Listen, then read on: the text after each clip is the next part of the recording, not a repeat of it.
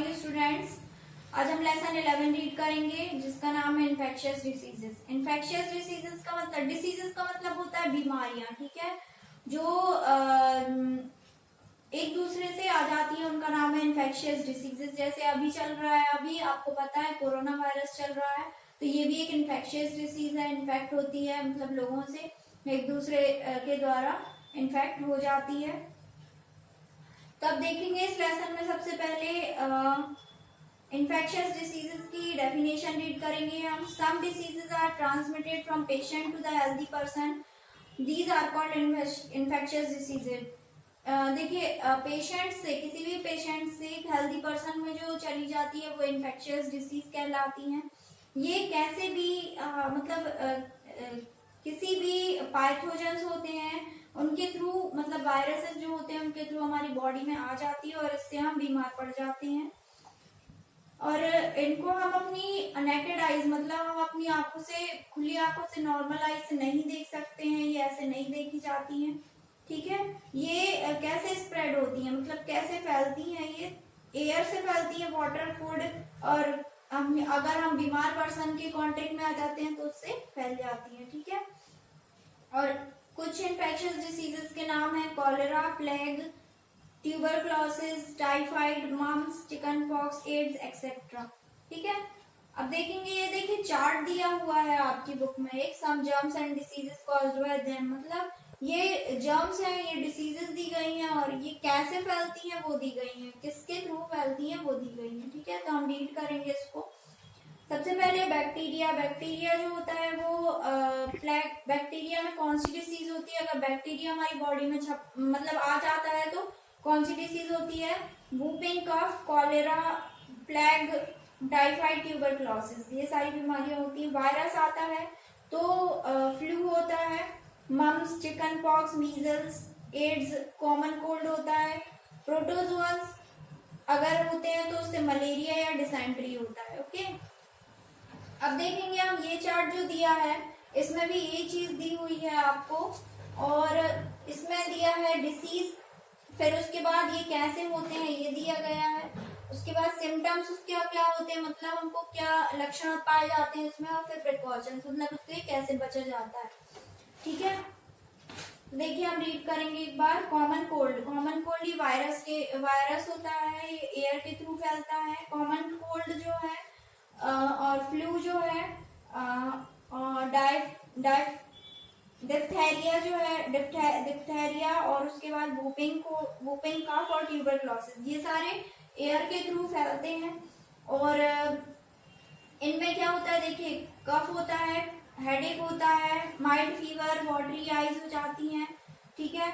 और उसके बाद फीवर होता है, ड्राई कफ होता है, सूखी खांसी चलती है, और इचिंग इन नेक, मतलब गले में स्वेलिंग और इचिंग होती है, खुजली होती है, ब्रीथिंग में डिफिकल्टी होती है, और उसके बाद चेस्ट पेन होता है ट्यूबरक्लोसिस में। तो ये सिम्टम्स होते हैं इसके। अब हम इससे कैसे बचेंगे? अवॉइड डायरेक्ट कांटेक्ट, मतलब हमें किसी के डायरेक्ट कांटेक्ट से नहीं आना चाहिए, और इन्फेक्टेड पर्सन से हमें दूर रहना चाहिए। उसके बाद हमें वेजिटेबल्स और फ्रूट्स एंड वेजिटेबल्स जो है उनको हमें धोकर खाना चाहिए। वाटर और फूड हमें कहीं का भी यूज नहीं करना चाहिए, हाथ धोने चाहिए बार बार, और पेशेंट के आजू बाजू सफाई रखनी चाहिए। और उसके बाद अगर हमें कफ एंड कोल्ड है तो हमको क्या करना है कि अपना मुंह और नाक को हमें बंद रखने हैं। ऐसे ही ये सारी बीमारियां, ये सारी जो बीमारियां हैं ये आप रीड करेंगे एक बार, और इनको अगर नहीं आते हैं समझ में तो पूछ लेंगे। ये बीमारियां दी हुई, कैसे फैलता है ये दिया हुआ है, उसके बाद ये इनके जो लक्षण होते हैं वो दिए गए हैं, और उसके बाद इनसे कैसे बचा जाए वो दिया गया है, ठीक है। तो आप एक बार इसको रीड कर लेंगे। अब देखेंगे हम how infectious disease spread. Infectious disease जो है वो कैसे फैली जाती है। देखिए सबसे पहले पॉइंट दिया गया है आपका बाय डायरेक्ट कांटेक्ट, मतलब हम किसी इन्फेक्टेड पर्सन के डायरेक्ट कांटेक्ट में आते हैं तो उससे ये बीमारियां एक दूसरे से फैल जाती हैं। उनके हैंडकरचीफ, उनके जो कपड़े होते हैं उनसे भी फैलती हैं। उसके बाद थ्रू एयर। एयर में अगर हम खुली नाक, अगर हमारी नाक खुली और हमने छींक दिया तो जो वायरस जो बैक्टीरिया जो है वो इधर उधर फैल जाएंगे एयर में, और उससे भी जो डिसीज है वो स्प्रेड हो जाएगी। उसके बाद इंसेक्ट बाइट्स और अदर एनिमल्स, जो इंसेक्ट बाइट्स मतलब कीड़े के काटने से या दूसरे एनिमल्स के काटने से भी ये चीजें फैलती हैं। जैसे एक मॉस्किटो ने जैसे एक मच्छर है, मच्छर ने किसी किसी इन्फेक्टेड पर्सन को काटा और फिर उसके बाद किसी इन्फेक्टेड हेल्दी पर्सन को आकर काट लिया, तो उसके जो वायरस होते हैं वो उसमें चले जाते हैं। ओके, इससे मलेरिया होता है। उसके बाद देखिए by contaminated food and water, किसी दूसरे का जो पानी या खाना होता है वो अगर हम खा लेते हैं या छू लेते, पी लेते, खा लेते हैं तो उससे भी वायरस फैलता है। बाय कंटेमिनेटेड सॉइल, मिट्टी में जो लार्वास और एग्स होते हैं, मतलब छोटे छोटे कीड़ों और जीव जंतुओं के जो अंडे पाए जाते हैं, उनसे भी ये फैलते हैं। थ्रू इंजरीज एंड कट्स, मतलब अगर हमको कभी घाव हो जाता है कुछ या इंजरी हो जाती है, कट लग जाते हैं, तो उससे भी ये फैल जाते हैं। अब हम इसके प्रिकॉशंस देखेंगे, इनके प्रिकॉशंस क्या होते हैं, मतलब हमें कैसे बचाव करना है इनसे।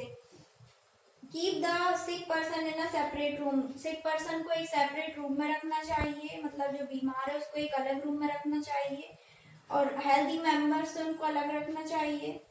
और उसके बाद हमें मतलब ये ध्यान रखना चाहिए कि कोई भी ज्यादा उसके पास ना जाए। उसके बाद हमें अगर कोई इन्फेक्टेड चीज अगर हम छू रहे हैं तो उसके बाद हमें हाथ धोना है बार बार। और फिर देखेंगे हम कि all the articles use by the patient his clothes, मतलब जो पेशेंट के जो क्लॉथ्स हैं या उसके जो भी चीजें यूज कर रहा है वो उसको अलग रखना है, किसी और के द्वारा वो यूज ना हो सके। उसके बाद report all cases of infectious diseases, हमें जो इन्फेक्शियस डिसीज है उसकी रिपोर्ट्स हमेशा निकल जानी चाहिए, जहां से भी डॉक्टर्स के पास निकलती है वहां से।